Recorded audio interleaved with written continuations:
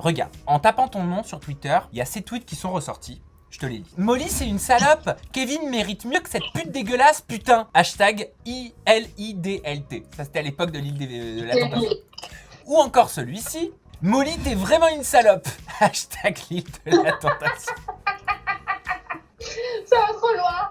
Résultat, j'ai trouvé ce quiz que vous pouvez vous amuser à faire vous aussi à la maison parce que je vous mets le lien cliquable en description de cette vidéo. J'ai trouvé sur le site Post Caféine. Et ce quiz s'appelle « À quel point êtes-vous une salope ou un salaud ?» Est-ce que tu sais à quel point t'es une salope, Molly? Bah franchement, moi je trouve pas que je suis une salope.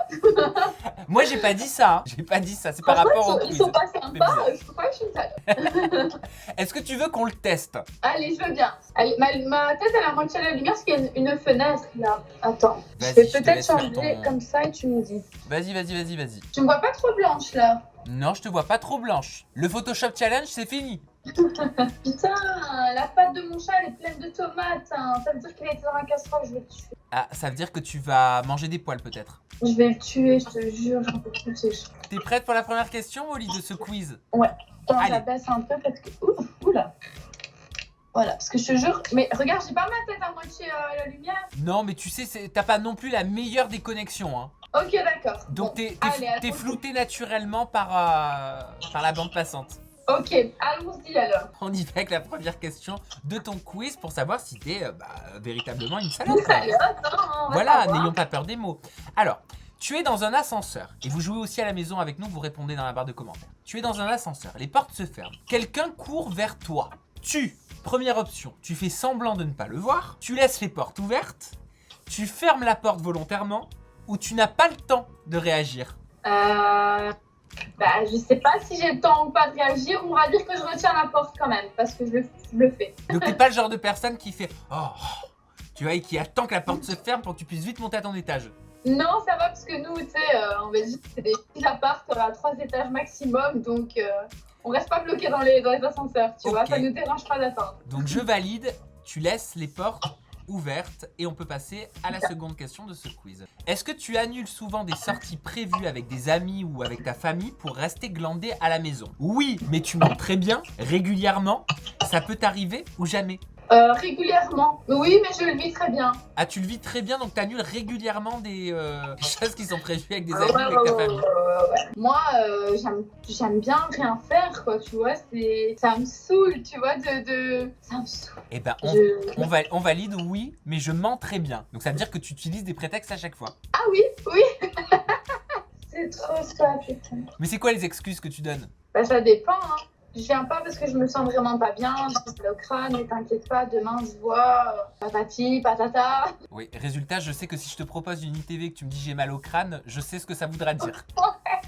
C'est ça. Alors, vous est-il déjà arrivé dans une conversation de faire semblant de ne pas entendre ou voir quelqu'un parce que vous ne l'appréciez pas? Jamais? Non, je préfère me moquer de ce qu'elle dit. Oui, très souvent quand je veux être au centre de la conversation, ou ça m'est déjà arrivé. Ça m'est déjà arrivé, ouais. Qui, par exemple? Ça t'est déjà arrivé en télé?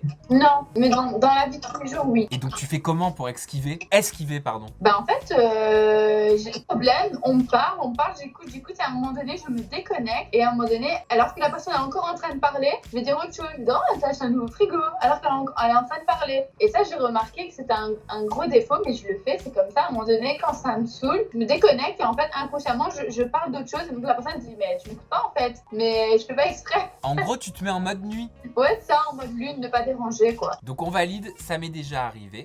Oui. Une amie d'enfance poste la photo de son bébé qu'elle vient d'avoir sur Facebook. Vous ignorez la publication, vous la supprimez de Facebook, c'est relou quand même les gens gaga de leur bébé. Vous aimez la photo, la commentez et vous l'appelez pour savoir si tout va bien. Ou alors, vous commentez simplement pour la féliciter. Je commande simplement pour la féliciter. Ça t'est déjà arrivé ce cas de figure? Il y a eu beaucoup de femmes qui ont été enceintes ces derniers temps. Ah, c'est la mode, hein, les petits bébés. Hein. C'est la mode. 2019, elles ont charbonné. Hein. Et pour Donc, toi, bah, je sais pas.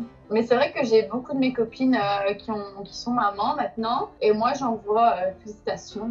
Pas très bébé, moi. Donc tu commandes gentiment pour la féliciter. On valide. Voilà. Prochaine question. Avez-vous déjà jugé quelqu'un à la façon dont il était habillé? Ça m'arrive régulièrement. Bien sûr, c'est un de mes critères principaux. Seulement dans ma tête, mais jamais à haute voix. Ou bien, ça a déjà dû m'arriver, mais rarement. Ça m'arrive régulièrement, ouais. Après, je trouve que c'est pas cool. Parce que chacun son style, mais ça m'arrive de me dire, putain, comment elle s'est habillée, elle, tu vois, c'est... Voilà. Donc t'aimes bien bitcher. Ouais, un petit peu. On passe à la prochaine question. Vous sentez-vous ennuyé parfois avec certains de vos amis, rien qu'à l'idée de les voir? Proposition de réponse. Oui, quand je suis fatigué, ça m'arrive. Ça dépend des personnes, mais j'ai certaines têtes de turcs dans mon entourage, c'est vrai. Absolument jamais. Ou alors, personne n'a de conversation aussi intéressante que moi. Alors forcément...